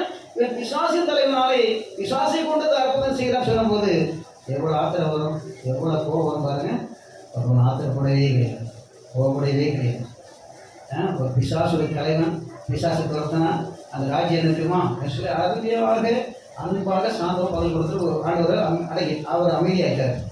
அவர் கோபப்படவே இல்லை. அவர் கோபப்பட்டிருந்தால் உலகமே அழிஞ்சிருக்கும். அவர் சாந்தமாக பதில் கொடுத்து முடிச்சிட்டார். ஏசாமே சிலுவையில் அறையும் போது கூட என்ன செய்தார்? அவர் விதமாக மக்களுக்காக வேண்டுகிறார். இதாவே ஒரு மன்னியும் நாங்கள் சரி இருந்து அறியாதிருக்கிறார்களே. அவரை துப்பினார்கள், குட்டினார்கள், தலையிலே வித முன்முடி சூட்டினார்கள், எவ்வளவோ சுத்தரப்படுத்தினாங்க. ஆனாலும் அவர் என்ன செய்தார்? வாய்க்கிறதாக இருந்தார். அவர் சாந்தமுள்ள ஒரு ஆட்டுக்குட்டியாக இருந்தார். இப்படி அவருடைய சாந்த குணம் வாழ்க்கையில் விதமாக கடைபிடித்தார். நான் சாந்தம் மனத்தாழ்மையாக இருக்கிறேன், மனத்தாழ்மையாக இருக்கிறேன். மனதில் தாழ்மையாக இருந்தால் தான் வெளியில தாழ்மை வரும். பானையில் மாவு இருந்தால் கரண்டியில் எடுத்துடலாம்ல. அப்போ மனதில் தாழ்மை இருந்தால் அது நடைமுறையில் வாழ்க்கையிலே தாழ்மை வந்துடும் பாருங்க. அதுக்கு ஒரு உதாரணம் சொன்னால் ஏசாமி சேர்ந்த ஒரு காரியத்தை வாசிக்கிறோம். மத்திய சுவிசேஷம் 13ஆம் அதிகாரம், சோதரி யோவான் சுவிசேஷம் 13ஆம் அதிகாரம் 5-7. பின்பு பாத்திரத்தில் தண்ணீர் வார்த்து சீசோடைய கால்களை கழுவவும் தாம் கட்டி கொண்டு சீரையினால் குறைக்கவும் தொடங்கினார். அவர் சீமோன் பேதுருவிடத்தில் வந்தபோது அவன் அவரை நோக்கி, ஆண்டவரே, என் கால்களை கழுவலாமா என்றான். இயேசு அவனுக்கு பிரயோஜனமாக, நான் செய்கிறது என்னவென்று இப்பொழுது நீ அறியாய், இனிமேல் அறிவாய் என்றார். பாருங்க, இப்போ மனத்தாழ்மை இருக்கு, மனதில் தாழ்மை இருந்தால் வெளியில் தாழ்மை வந்துடும். ஏசாமி சீசுடைய கால்களை கழுவி அதை குடைத்து, அப்போ சீசன் அதை வேண்டாமல் தடுக்கிறார். இல்லை, ஏதோ ஒரு காரியம் இருக்கிறது, நான் அதிகமாக உலகாசிலே பலியாகி நான் முன்னரசில் போய்விடுவேன், இந்த வேலை நீங்கள் செய்ய வேண்டும் என்று ஏசாமி செய்கிறார். சீசருக்கு முன்னபடி கற்றுக் கொடுத்தார். வசனம் 13-17. நீங்கள் என்னை போதகர் என்றும் ஆண்டவர் என்றும் சொல்கிறீர்கள். நீங்கள் சொல்லுகிறது சரியே. நான் அவர்தான். ஆண்டவரும் போதகருமாகிய நானே உங்கள் கால்களை கழுவுவது உண்டானால் நீங்களும் ஒருவருடைய கால்களை ஒருவர் கழுவ கழுவீர்கள். நான் உங்களுக்கு செய்தது போல நீங்களும் செய்யும்படி உங்களுக்கு மாதிரியை சாந்த மனத்தாழ்மை இருந்தவர் அந்த மனதில் தாழ்மை இருந்த செயலில் தாழ்மை கற்றுக் கொடுத்தார். கற்றுக்கொள்ள சொன்னார், அதை கற்றுக்கொள்வோமாக. அடுத்தபடியாக அவர் கற்றுக்கொள்ள சொன்ன காரியம் என்ன? மன்னிக்க சொன்னார். ஆண்டவர் மன்னிக்க சொல்கிறார். பாருங்க, உலகத்திலே மனுஷன் வாழ்க்கையிலே தவறு இல்லாத வாழ்க்கை இருக்காது, குற்றம் இல்லாத வாழ்க்கை இருக்காது. அந்த குற்றத்தை கண்டுபிடித்தால் கண்டிப்பாக மன்னிப்பு கேட்டால் மன்னிப்பு கொடுக்கணும். அந்த ஏசாமி மன்னிப்பு கேட்காமலே மன்னிப்பு கொடுத்தார். மன்னிக்க கற்றுக்கொள்ள வேண்டும், மன்னிக்க கற்றுக்கொள்ள வேண்டும்.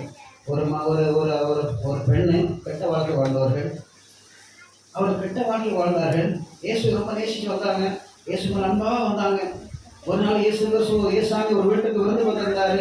இந்த அம்மா அவர் பின்னால் வந்து அப்படியே அழுது கண்ணீரை வடிச்சு, ஒரு பாதத்தில் கண்ணீரை வடிச்சாங்க. வடிச்சு தன் தலைமையினால் துடைச்சாங்க. துடைச்சி ஒரு வெளியேறப்பட்ட நல்ல பரிமாண தைலத்தை பூசினாங்க. அது நல்ல வீடு கமகமாக மணந்தது. அந்த விருந்து கலைத்த அந்த வீட்டுக்காரன் நினைத்தான், இந்த ஒரு கெட்ட அம்மா, இந்த கெட்ட பெண் இந்த வேலை செய்யறாங்க, இவர் உண்மையான கடவுளாக இருந்தார், இவருக்கு தெரியாதான்னு சொல்லி மனசுல அவன் சொல்லிட்டு இருக்கும்போது ஆண்டவர் சொல்கிறார், விதமாக இவன் ரொம்ப அன்பு கூர்ந்திருக்கிறார். ஒரு மனுஷன் கொஞ்சம் கடன் போட்டாங்க அவருக்கு மன்னிக்கலாம், நிறைய கடன் போட்டாலும் அவருக்கு மன்னிக்கலாம். அப்போ ரெண்டு பேருக்கு மன்னிச்சாங்க. கொஞ்சம் கடன் பட்டவன் ரொம்ப அன்பு செலுத்துவானா, அதிக கடன் பட்டவன் அதிகம் செலுத்துவானா. ஒருத்தன் 1 லட்சம் வாங்கி கொடுக்க முடியல, ஐயா மனுஷிடுங்க, மனுஷிடாரு. இன்னொருத்தன் 10 லட்சம் ரூபா வாங்கிட்டு ஐயா கொடுக்க முடியல, மனுஷிடாரு. மன்னிக்க மனுஷர். அப்போ யார் ரொம்ப அன்பு கூறுவான்? 10 லட்சம் ரூபா வாங்கினா ஐயா 10 லட்சம் கணத்தை வாங்கி இந்த மனுஷர் அந்த ரொம்ப அன்பு கூறுவான்னு சொல்லிட்டு ஏசாமி செய்கிறாரு. அந்த அம்மாவுக்கு அவிதமாக நான் வீட்டுக்கு வந்தேன், கால் விடுறது தண்ணி தரல.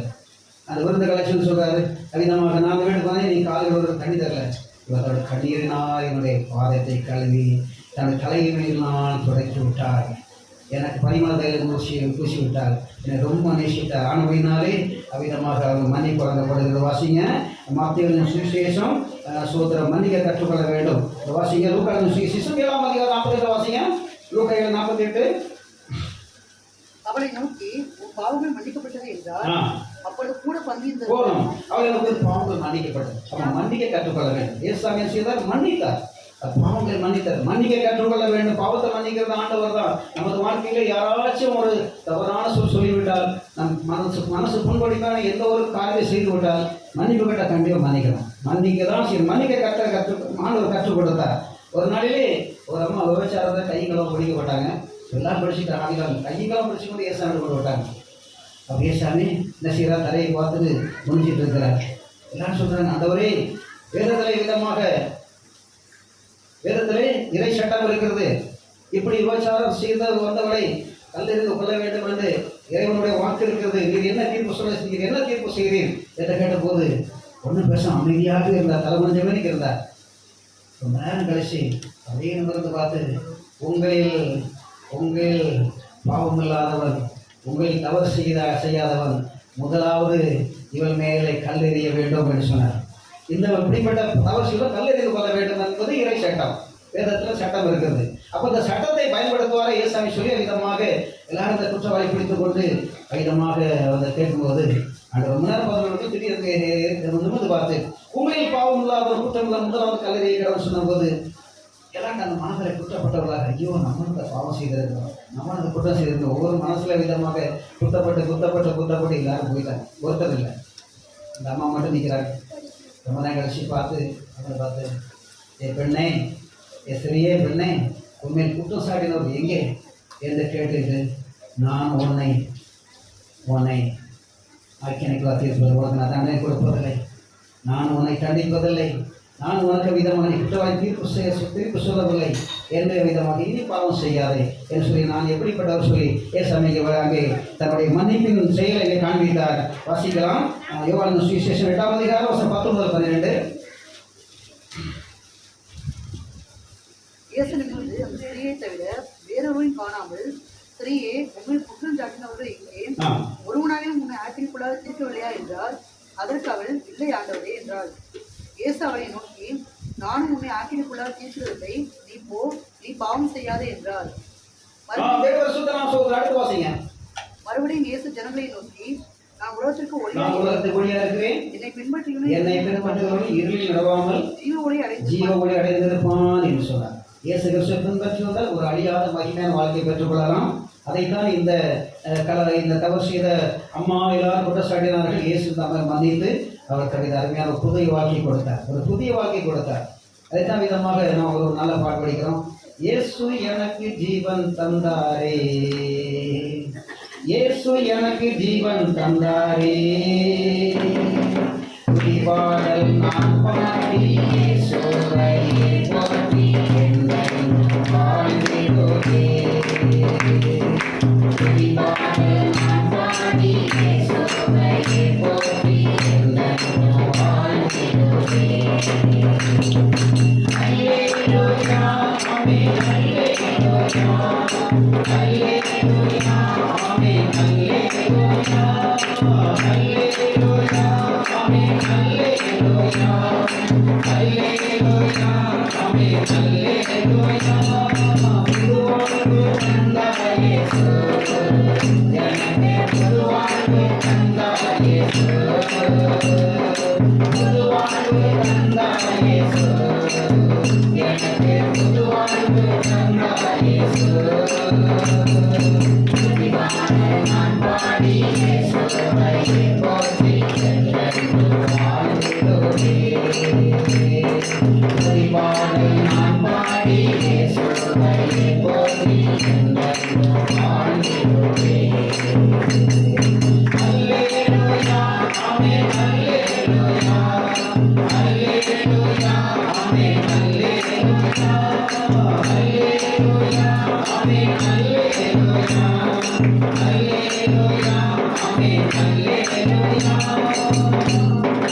இயேசுசாமி மன்னிக்க கற்றுக் கொடுத்தார். இன்னமும் சில குறிப்பு மக்களின் சுவிசேஷம் 9ஆம் அதிகாரம் 1 முதல் 8 வாசிக்கும் போது இயேசுசாமி மன்னித்து ஒரு சம்பவத்தை வாசிக்கிறோம். அடுத்து லூக்காவின் சுவிசேஷம் 19ஆம் அதிகாரம் 7 முதல் 10 வரைக்கும் விதமாக 7 10 வரைக்கும் வாசிக்கும் போது ஆண்டு மன்னித்து ஒரு காரியத்தை பாருங்க. இதெல்லாம் படித்து இப்போது அதுக்கு விடை கொடுக்கிறது நேரமாகிக்கலாம். சிறுக்கு தரிசனத்தை முடிக்க வரும்போதே அடுத்த பாயிண்ட் 5வது பாயிண்ட் நன்மை செய்ய அவர் கற்றுக் கொடுத்திருக்கார். நன்மை செய்ய இயேசுவை கற்றுக் கொடுத்திருக்கார். அவர் உலகத்தில் வாழ்ந்து என்ன செய்தார்? அப்போஸ்தலர்கள் 10ஆம் அதிகாரம் 38 வாசிங்க. அப்போஸ்தலர் 10:38. நசரேயனாகிய இயேசுவை தேவன் பரிசுத்த ஆவியினாலும் வல்லமையினாலும் அபிஷேகம் பண்ணினார். தேவன் அவருடனே கூட இருந்தபடியினாலே அவர் நன்மை செய்கிறவராகவும் பிசாசின் வல்லமையில் அகப்பட்ட யாவரையும் குணமாக்குறவரையும் சுற்றி திரிந்தார். அவர் நன்மை செய்கிறவராகவும் பிசாசின் வல்லமை அகப்பட்ட யாவரையும் குணமாக சுற்றி திரிந்தார். இயேசுவை நல்லது செஞ்சார், நன்மை செய்தார். அவர் நன்மை செய்ய படிங்கள். நம்மளால் முடிந்தளவுக்கு நான் நன்மை செய்ய வேண்டும், நன்மை செய்ய வேண்டும். அப்போ பாருங்க, அப்போ நன்மை செய்வது இது ஆண்டவருக்கு பிரியமான ஒரு காரியம். இறைவன் விரும்புகிற ஒரு பெரிய காரியம். நாம் நன்மை செய்வது உலகத்தில் பாருங்க, நன்மை செய்வது மக்களிடத்த விதமாக அதிகமாக பார்க்க முடியவில்லை. ஆனால் நம்ம நன்மை செய்வது ரொம்ப ஆண்டவருக்கு பிரியமான காரியம். வாசிக்கிறோம் அல்லவா? எபிரேயர் புஸ்தகத்தை வாசிக்கும். எபிரேயர் புஸ்தகம் 12ஆம் அதிகாரம், எபிரேயர் புஸ்தகம் 13ஆம் அதிகாரம் 16ஆம் வசனம். நன்மை செய்வோம், தான தர்மம் பண்ண மறவாதீர்கள். இப்படிப்பட்ட பலிகளின் மேல் தேவன் பிரியமா இருக்கிறார். ஹல்லேலூயா. பாருங்க, அங்கே நன்மை செய்வோம், தான தர்மம் பண்ண மறவாதீர்கள். இப்படிப்பட்ட பலிகளின் மேல் தேவன் பிரியமா இருக்கிறார். 1993ஆம் ஆண்டு ஆகஸ்ட் மாதம் 31ஆம் தேதி எனக்கு அருமையான ஒரு வாழ்க்கை துணையாக என்னுடைய மனைவியை கொடுத்தார். திருமணம் கொடைக்கானல் பீல்ஷெட் சர்ச்சில் நடந்தது. தலைவர் போஸ்ட் நடத்தி வைத்தார்கள். அடுத்து செப்டம்பர் 2ஆம் தேதி கோயம்புத்தூரில் கிரைஸ்ட் சர்ச் சிஎஸ்ஐ சர்ச்சில் விதமான கிரைஸ்டாலே வரவேற்பு வைபவம் நடத்தினோம். வரவேற்பு நிகழ்ச்சி நடந்தது. அது சிறப்பாக நடத்தினோம். 2வது எங்கள் பெரியண்ணன் அதை பொறுப்படுத்த நல்லா நடத்தினாங்க. ஆனால் அந்த வரவேற்புக்கு வெஜிடபிள் பிரியாணி செஞ்சுருந்தோம். வருகிற மக்களை மாத்திரம் கணக்கு பண்ணவில்லை, கூடுதலாக ரெடி பண்ணோம், கூடுதலாக இது பண்ணியிருந்தார்கள். நாங்கள் மணமக்களாக இருக்கிறோம். எங்கள் குடும்பத்தார் எங்கள் பெரியண்ணன் எல்லாம் ஏற்பாடு செஞ்சாங்க. பாருங்கள், வெஜிடபிள் பிரியாணி மற்ற ஸ்வீட்டு எல்லாம் செஞ்சு வருகிற மக்களுக்கு மேலாக நிறையா செஞ்சுருந்தாங்க. பாருங்கள், எல்லாம் சாப்பிட்டு திருப்தியாக போயிட்டாங்க. கடைசியில் அந்த கிரைஸ்ட் சர்ச்சுக்கு நேரம் ஆப்போசிட் தான் கோயம்புத்தூரில் கவர்மெண்ட் ஆஸ்பத்திரி இருக்குது. பெரிய ஆஸ்பத்திரி அங்கே தான் இருக்குது. அப்போ நிறையா சாப்பாடு மீறி உடனே அப்படியே கொண்டு போய் அந்த பெரிய ஆஸ்பத்திரியில் எல்லாம் ஏழை மக்கள் கொடுத்த உடனே எல்லாரும் கேட்டு இப்படி ஒரு கல்யாண சாப்பாடு ஒரு கொடுக்குற சொன்னே ரொம்ப சந்தோஷப்பட்டு ரொம்ப விரும்பி சாப்பிட்டு எங்களுக்கு வாழ்த்து தெரிவித்தாங்க. அந்த வாழ்த்தை நாங்கள் பெற்றுக்கொண்டோம். ஹல்லேலூயா. பாருங்க, இது ஒரு பாக்கியமான கிடைச்ச ஒரு காரியம். 1993ஆம் வருஷத்துல இந்த செப்டம்பர் மாதம் 2ஆம் தேதி வரவேற்பு நிகழ்ச்சி எனக்கான துணை கொடுத்த போது இந்த திருமண நிகழ்ச்சி நடந்த முக்கிய வருஷம். அப்படி இது கர்த்தருக்கு பிரியமான காரியம். பாருங்க, நமக்கு ஒரு சந்தர்ப்பங்கள் ஏதாவது கண்டிப்பாக அதை செய்ய வேண்டும். அன்றையும் நன்மை செய்யவும், தான தர்மம் பண்ணவும் மறவாதீர்கள். இப்படிப்பட்ட பலிகளின் மேல் தேவன் பிரியமா இருக்கிறார். ஹல்லேலூயா. அது கிறிஸ்மஸ் பண்டிகை ஆதனால கிறிஸ்மஸ் பண்டிகைக்கு செலுத்துகிற காணிக்கை என்ன செய்வோம்? ஏழை மக்களுக்கு விதமாக கொடுக்கிறது நம்ம சபையினுடைய வழக்கமாக இருக்கிறது. போன வருஷம் அந்த கிறிஸ்மஸ் பண்டிகைக்கு செலுத்தப்பட்ட காணிக்கை நம்ம என்னென்ன ஒரு பெரிய தொகையாக இருந்துச்சு. அதுக்கு மேலே கொஞ்சம் பணத்தை போட்டு அம்மையநாயக்கோட முதியோர்கள் இருக்கிறது. அந்த முதியோர்களை நடத்துகிறவர்கள் அவருடைய அந்த உரிமையாளர் இறந்து போய்விட்டார். அவர் கொரோனாவில் இறந்து போய்விட்டார். அவருடைய மனைவி இருக்கிறாங்க, அவருடைய மகள் இருக்கிறாங்க. அந்த மகளுக்கு திருமணம் முடிந்து அந்த மகளுடைய புருஷன் இறந்து விட்டார். இப்போது அந்த மகளுக்கு 2 மகன் இருக்கிறாங்க. அந்த மகளுக்கு 2 மகள் இருக்கிறாங்க. இவங்க தான் ஆசிரமம் நடத்தி கொண்டு வராங்க. அதில் பொறுப்பாக இருக்கிறாங்க. அது நடத்துறது அதை நிர்வகிக்கிறது இன்னொருத்தர். இவங்க பொறுப்பாளர். அந்த பொறுப்பாளருடைய குடும்பத்திலே அந்த அம்மாவுக்கும் கணவன் கிடையாது, அவருடைய மகளுக்கு கணவன் கிடையாது, அந்த மகளுக்கு 2 பொறுப்பாளர். அப்போ இவங்க அந்த முதல்ல கொடுக்குற கொஞ்சம் காசை வச்சு தான் வாழ்க்கை நடத்திட்டு இருக்கிறாங்க. அப்போ அந்த கிறிஸ்மஸ் காணி என்ன செய்யலாம்னு சொல்லி மனசை தீர்மானம் பண்ணி கஷ்டப்படுற குடும்பம் சொல்லி போன வருஷம் அந்த கிறிஸ்மஸ்க்கு வந்து காணிக்கை அப்படியே கொண்டு முதல்வத்தில் இவ்வளவு அருமையாக தியாகம் பண்ணி இந்த சேவை செய்கிற அந்த குடும்பத்தில் ஒப்படைத்து இந்தாங்க உங்களுக்கு செலவு வச்சுக்கிடுங்க, உங்கள் குடும்பத்தை பிரயோஜனப்படுத்திக்கிறது, உங்களுக்கு என்ன சம்பளம், உங்களுடைய காரியம் எனக்கு தெரியும் வச்சு சொன்னால் சந்தோஷப்படுத்துறது. பாருங்க, அப்போ அந்த கிறிஸ்மஸ் பண்டிகை நாளிலே அதனுடைய காணிக்கை என்ன செய்யணும், இப்படி செலுத்துறோம். இது வந்து கர்த்தருக்கு பிரியமான காரியம். மறுபடி வாசிங்க, எவ்வளவு 13-16 வாசிங்க. அன்றியும் நன்மை செய்யவும் தான தர்மம் பண்ண மறவாதிருங்கள். இப்படிப்பட்ட பலிகளின் மேல் பிரியமா இருக்கிறார். ஹல்லேலூயா. அப்ப ஆண்டவர் நன்மை செய்ய கற்றுக் கொடுத்திருக்கிறார், நன்மை செய்ய வேண்டும். அடுத்தபடியாக இயேசுவை கற்றுக் கொடுத்தார், பணிவிடை செய்ய கற்றுக் கொடுத்திருக்கிறார். மத்திய 20:26-28 சீக்கிரம் வாசிங்க, பிரசங்கத்தை முடிக்க போறேன். உங்களுக்குள்ளே அப்படி இருக்க ஆகாது. உங்கள் எவனாயினும் பெரியவனாக இருக்க விரும்பினால் அவன் உங்களுக்கு பணிவிடைக்காரனாக இருக்க கடவன். உங்கள் எவனாயினும் முதன்மையானவனாக இருக்க விரும்பினால் அவன் உங்களுக்கு ஊழியக்காரனாக இருக்க கடவன். அப்படியே மனுஷகுமாரனும் ஊழியம் கொள்ளும்படி வராமல் ஊழியம் செய்யவும் அனைவரை மீட்கும் பொருளாக தம்முடைய ஜீவனை கொடுக்கவும் வந்தார் என்றார். பார்க்கிறோம், பணிவிடை செய்ய வேண்டும். இயேசு பணிவிடை செய்ய வந்தார். அவர் தெய்வமா இருந்தாலும் அவர் தெய்வ கிரதவர்கள் இங்க வாழவில்லை. அங்கே வந்து எல்லாருக்கும் ஊழியம் செய்கிறார், எல்லாருக்கும் ஊழியம் செய்யறாரு, எல்லாருக்கும் இயேசுவை ஊழியம் செய்யறாரு. யாருக்கு என்னென்ன கேட்கறாங்க இயேசுவை கொடுத்துட்டு வந்தார். பணிவிடைய செய்ய சொல்றாரு. உலகத்திலே மனிதனுக்கு ஒரு பெரிய ஒரு சந்தோஷம் வேணும், என்ன செய்யணும், அவன் பணிவிடை செய்ய வேண்டும். நீங்க ஒருத்தரை சந்தோஷப்படுத்தி தான் சந்தோஷம் வாங்க முடியும், மற்றவங்களுக்கு சந்தோஷம் வரைபடாது, தெரிஞ்சுக்கிடுங்க. ஏன்னா ஒருத்தர் வந்து நீங்கள் பார்த்தீங்க சொன்னாங்க, அவங்களுக்கு ஒரு டீயோ ஒரு ஸ்நாக்ஸ் நீங்கள் கொடுத்தீங்க சொன்னாங்க, அதை சாப்பிட்டு சந்தோஷப்பட்டால் சந்தோஷம் தனக்குள்ள வந்துடும். அப்புறம் சந்தோஷப்படுத்தும் போது நம்ம சந்தோஷம். அப்போ சந்தோஷப்படுறதுக்கு என்ன வழி? அப்போ பணிவிடை, மற்றவங்களை உபசரிக்க தெரிஞ்சுக்கிறோம். மற்றவங்களை உபசரிக்க நான் பழகிட்டு சொன்னால் நமக்கு வாழ்க்கையில் சந்தோஷம் மகிழ்ச்சி நிறையா கிடைக்கும். அல்லேலூயா. எனக்கு நாங்கள் இந்த ஊழியத்தில் வந்து கர்த்தருக்காக வாழ்க்கை அர்ப்பணித்து இந்த ஊழியத்தில் இருக்கிறோம். எவ்வளோ சூழ்நிலை கஷ்டம் தான், அதை என்றதே கிடையாது, அது நினைக்கவே கிடையாது. இது கடவுளை கொடுத்த ஒரு பாக்கியம். எல்லாருக்கும் நல்ல பணிவிடை செய்யணும், நல்ல எல்லாருக்கும் நல்லது செய்யணும், பணிவிடை செய்யணும். இது எங்களுக்கு ஒரு பெரிய பாக்கியம் எடுத்து நாங்கள் செய்கிறோம். எவ்வளோ கஷ்டமாக தான் சேர்த்தான், அதை நாங்கள் பொருட்படுத்தவே கிடையாது. அது எங்களுக்கு மனதில் ரொம்ப பெரிய சந்தோஷம், ரொம்ப சந்தோஷம். இந்த பண்டிகை நாட்களில் பார்த்தீங்கன்னா சரியாக தூங்குற நேரமே கிடைக்கும், தூங்குற நேரமே கிடைக்காது. கொஞ்சம் ரெஸ்ட் எடுக்கலான்னு விதமாக ரொம்ப கலைச்சி படுத்தா சரி, உடனே உடல் நடுக்கம் பயங்கரமாக, உடலாம் உதறும், அந்நிய மாதம் பேசிக்கிட்டே இருப்பேன், அதுக்கு மேலே படுக்க முடியாது. அப்படியே எந்திரிச்சு வேலையை செய்ய ஆரம்பிச்சோம். ஆடு தூங்க விட மாட்டார், ஆடு தூங்க விடவே மாட்டார். உடம்பு சோர்ந்து தான் இருக்கும். கொஞ்சம் ரெஸ்ட் எடுக்கணும், நானாவே படுப்பேன், படுத்தாலும் உடம்பு அப்படி உடல் ஆரம்பிச்சிக்கும். அந்நிய மாதம் வாய் வந்துக்கிட்டே இருக்கும். அப்படியே எந்திரிச்சு இதுக்கு மேலே இருந்தால் நடக்காது. அப்படியே அப்படியே அடுத்த நான் கற்று போய் நடக்குது, என்ன வரைக்கும் அப்படி நடக்குது. அப்போ இந்த பணிவிடை செய்கிறது தெய்வ ஜனங்களுக்காக நம்ம நிறைய ஆயத்தப்படுத்துறது. பண்டிகை எவ்வளோ ஆயத்தப்படுத்துறது என்பது கர்த்தருக்கு தெரியும், என்னுடைய பிரயாசனம் என்பது கர்த்தருக்கு தெரியும். புத்தியாக செய்யணும், இதை செய்யணுமே, அதை செய்யணுமே, இப்படி செய்யணுமே, கருப்பை ஜீவனுக்கு இப்படி செய்யணுமே, இந்த காரியம் ஒழுங்காக இருக்கா, நம்ம காலையில் தண்ணி வளர்க்குறதுக்கு டேங்கில் தண்ணி இருக்குதா, அது நம்ம எல்லாம் சரியான முறையில் பார்த்து புத்தியாக செய்யணும். புத்தியாக செய்யும்போது எல்லாம் சரியாக இருக்கும், மக்களுக்கும் திருப்தியாக இருக்கும். அந்த ஆசீர்வாதம் யாரு? உழைத்தவருக்கு உண்டு. அல்லேலூயா.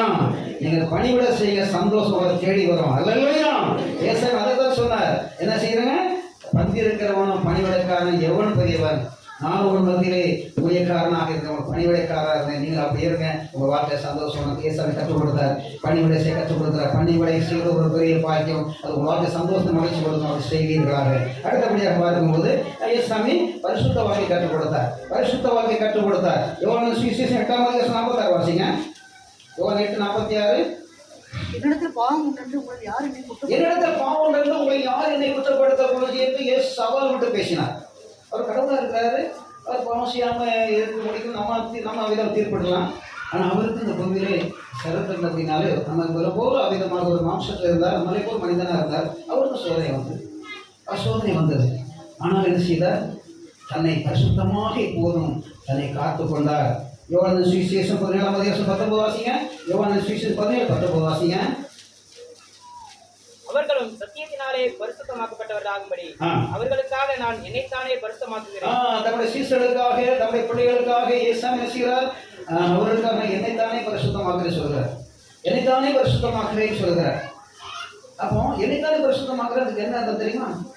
பெற்றோர்கள் தங்களை பரிசுத்தமாக வைத்துக் கொள்ளும்போது பிள்ளைகளும் அப்படிப்பட்ட ஒரு பரிசுத்த வாழ்க்கையிலே வருவார்கள். என்னுடைய தகப்பன் இந்த தாயை ஒரு நாள் கூட கெட்ட வார்த்தைகள் பேசினதாக நான் ஒரு நாளும் காதை கேட்கவே மாட்டேன். எங்கள் தகப்பன் ஒரு நாள் கூட இந்த தாயை கையிட்டு அடித்ததும் கிடையாது. அதை நான் கண்ணால் பார்த்துருக்கேன். ஏதாவது அப்படின்னாலே என்னுடைய திருமண வாழ்க்கையிலும் இதுவரைக்கும் அதை தான் கடைபிடிச்சிருக்கேன். இதுவரைக்கும் என்னுடைய வாழ்க்கையில் அதை தான் கடைபிடிச்சிருக்கேன். அப்போ பெற்றோர்கள் நமக்கு மாதிரியாக இருக்கிறாங்க. அப்போ பெற்றோர்கள் நமக்கு ஒரு மாதிரியாக இருந்தாங்க. அதை நம்ம வாழ்க்கையை கடைபிடிக்கிறோம். அதை கடைபிடிக்கும் நம்ம பிள்ளைங்க விஷயம் அதை கடைபிடிக்கும். அது எவ்வளோ பெரிய பாய்க்கும். பாருங்கள், அதை சொல்கிற ஆண்டவர் வாசிக்கலாம். நீதிமன்றம் 27 வாசிங்களேன். அப்போ நான் இவர்களுக்காக என்னைத்தானே பரிசுத்தமாக்குறேன். அப்போ பாருங்க, பெற்றோர்கள் தங்கள் வாழ்க்கை பரிசுத்த வாழ்க்கை கடைபிடிக்கும் போது பிள்ளைகள் அதை பார்த்து ஆனால் அப்படியே நடக்கும். அந்த சந்ததி அப்படியே ஆசீர்வதிக்கப்படும். வாசிங்க, நீதிமன்றம் 20 வாசிங்க. 27. நீதிமான் தன் உத்தமத்தை நடக்கிறான், அவனுக்கு பிறகு பிள்ளைகளும் பாக்கியவான்களாக இருப்பார்கள். அல்லேலூயா. ஆபிரகாம் என்ன சொன்னார்? ஆண்டவர் சொன்னார், ஆபிரகாமே நீ எனக்கு முன்பு நடந்து உத்தமனாக இரு சொன்னார். ஆபிரகாம் உத்தமமான வாழ்க்கை வாழ்ந்தார். அவருடைய மகன் ஈசாக்கு அதே மாதிரி வாழ்ந்தார். அதுக்கப்புறம் ஈசாக்குடைய மகன் யாக்கோபு தகப்பனை போல் வாழ்ந்தார். அந்த ஈசாக்கு அவிதமாக யாக்கோபு, ஈசாக்கு அவிதமாக தன்னுடைய தாத்தா ஆபிரகாமை பார்த்தே வாழ்ந்தார்கள். அந்த 3 அவிதமாக பார்த்தே வாழ்ந்தார்கள். ஆபிரகாமுக்கு ஈசாக்கு பிறந்தார், ஈசாக்கு யாக்கோபு பிறந்தார், தன்னுடைய பேரன் இருக்கு வரைக்கும் ஆபிரகாம் இருந்தார். அப்போ அந்த தகப்பனுக்கு ஆபிரகாம் ஆண்டவருக்கு பிரியமான பரிசுத்தவாக்கி வாழ்ந்தபடினாலே அதை மகன் கற்றுக்கொண்டார், பேரன் கற்றுக்கொண்டார். ஆபிரகாம் விதமாக மறியும் போது அந்த ஈசாக்கு யாக்கோபு சேர்ந்தார், ஆபிரகாம் அடக்கம் பண்ணார்கள். அப்போ அடுத்த ஆண்டவர் மோசேக்கு அவர் விதமாக தரிசனமாகி சொல்கிறார். எப்படி சொல்கிறார் என்றால், நான் ஆபிரகாமின் தேவனும் ஈசாக்கின் தேவனும் யாக்கோபின் தேவனும் பிதாக்களின் தேவனாக இருக்கிறேன். அல்லேலூயா. நான் யாருக்கு தேவன்? நான் ஆபிரகாமுக்கும் ஈசாக்கும் யாக்கோபுக்கும் தேவன். அல்லேலூயா. அவருடைய நேர்மையான வாழ்க்கை, உற்சவமான வாழ்க்கை, அப்படியே தேவனுடைய பிள்ளைகளாக நாம் தேவனுக்கு பிரியமாக வாழ்ந்தார். தேவன் நம்மை பொது சாட்சி கொடுப்பார். நம்மளோட பிள்ளைகளை அப்படி நடத்துவார். நீதிமன்ற புத்தகம் நடக்கிறார். அவனுக்கு பிறகு பிள்ளைகளும் பாக்கியவான்களாக இருப்பார்கள். அல்லேலூயா. இயேசுவுடைய பிறப்பு ஒரு நற்செய்தி.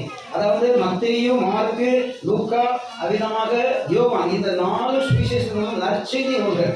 நற்செய்தி நூல்கள் இயேசுடைய பிறப்பினால் கிடைத்த ஆசீர்வாத மனுஷனுக்கு எவ்வளவு என்பதை கொடுத்து இன்னும் எடுத்து சொல்லிக்கிட்டே இருக்கலாம். நேரம் போகாது, பிரசங்கத்தை முடிக்க வருகிறேன். அப்போ சொல்லிட்டே போகலாம். அப்போ இது நற்செய்தி அறிவிக்கக்கூடிய இயேசு கிறிஸ்து பிறந்த இந்த நற்செய்தியை நாம் எங்கும் அறிவிக்க வேண்டும். வாசிக்கலாம். 2 ராஜ்யங்கள் 7-9 வாசிங்க. கடைசியாக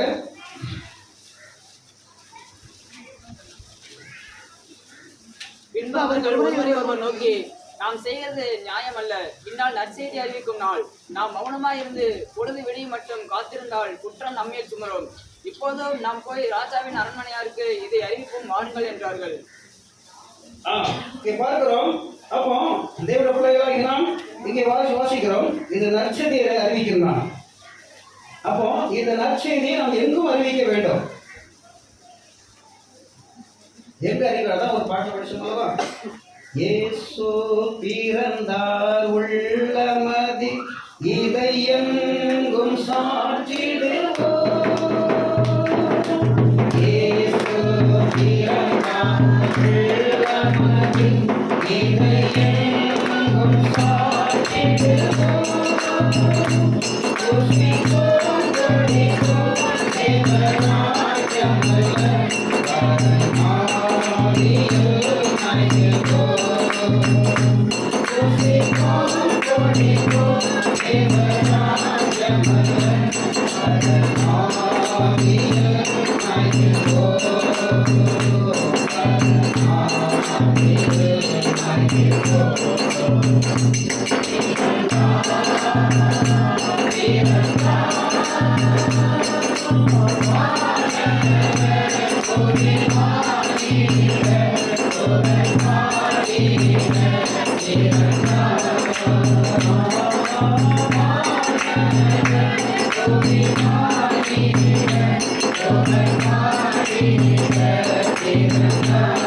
Thank you.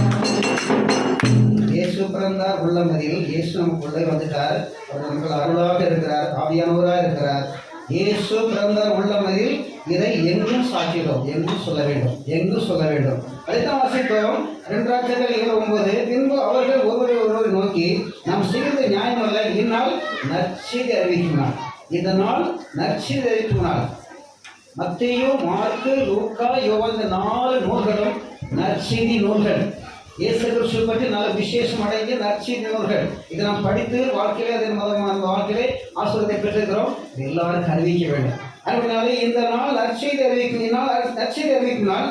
நாம் மௌனமாக இருந்து பொழுது விடிய மட்டும் காத்திருந்தால் குற்றம் நம்மையில் சுமரும். அப்படிப்பட்ட ஒரு குற்றத்துக்கு ஆளாகாதபடி தேவனுடைய பிள்ளைகளாகிய நாம் இயேசு கிறிஸ்துவினால் கிடைத்த ஆசிரியத்தை நமது குடும்பத்தினருக்கு சொல்லுவோம், நமது இனத்தாருக்கு சொல்லுவோம், நமது ஊர் மக்களுக்கு சொல்லுவோம், உலகத்துக்கே சொல்லுவோம். அப்படி விதமாக சொல்லும்போது ஆண்டவர் நம்மை ஆசிர்வதிப்பதற்கு காத்து கொண்டிருக்கிறார். 7 வருஷத்தை நான் சொல்லியுள்ளதாக காரணப்படினாலே ஆண்டவர் இயேசுவை பிறப்பின் பண்டிகை நாளிலே ஆண்டவர் கொடுத்த வார்த்தைகளை சரியாக நாம் அறிந்து புரிந்து ஆண்டவர் மைய செலுத்தமாக முதலாவது இயேசுவை பிறப்பு ஒரு தெய்வ திட்டம். அது சரித்திர வரலாறு. அது கிறிஸ்துவுக்கு முன் கிறிஸ்துவுக்கு பின்னு சொல்லி சரித்திரத்தை 2ஆய் பிரிக்கக்கூடிய ஒரு பெரிய வரலாறு படைத்த ஒரு செய்தி. அடுத்து இயேசுடைய பிறப்பு ஒரு முன்னறிவிப்பு, தெய்வத்திற்கு மூலம் முன்னறிவிக்கப்பட்டது. இது உண்மையான சம்பவம். 2வதாக இயேசு கிறிஸ்து நல்ல போதனை கொடுத்தார், நல்ல போதனைகளை வழங்கினார்.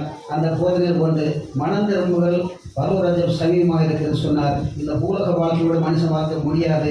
அடுத்த மரணத்திற்கு ஒரு வாழ்க்கை, அதுதான் பரலோகம். அந்த பரலோகம் போக வேண்டும் என்றால் மனிதன் மனம் திரும்ப வேண்டும். தன்னுடைய கெட்ட பழக்கத்தை விட்டு, துன்மார்க்க வாழ்க்கையை விட்டு அவர் மனம் திரும்ப வேண்டும். அந்த மனதை இயேசு நேராக திருப்ப வேண்டும். அவர் திருப்பிக் கொண்டு அவரை ஞானசம் பெற வேண்டும். தன்னுடைய பழைய வாழ்க்கையை அவர் செய்யணும். பாவம்போக ஞான குருக்கள் இயேசுவால் அனுப்பப்பட்ட அவருடைய சீடர்கள் கொடுக்கிற அந்த ஞானசனை பெற்றுக்கொள்ளும் போது அவர் என்ன செய்கிறான்? ஆண்டோடைய பிள்ளையை அங்கீகரிக்கப்பட்டு அவர் ஆசிரியத்தை பெறுகிறான். அடுத்தபடியாக ஆண்டவர் விதமாக தன்னிடத்திலே கற்றுக்கொள்ள சொன்னார்.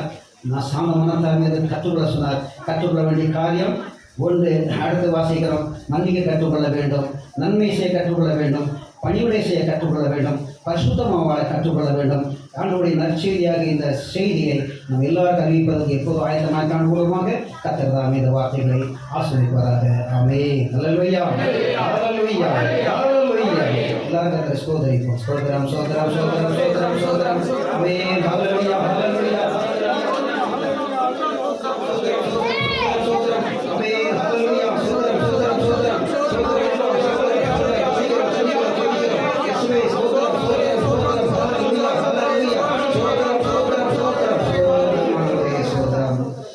ஜெபிப்போம். கர்த்தர் கொடுத்த வார்த்தைகளுக்காக தேவனை மகிமைப்படுத்தி ஒருவர் ஜெபிக்கலாம்.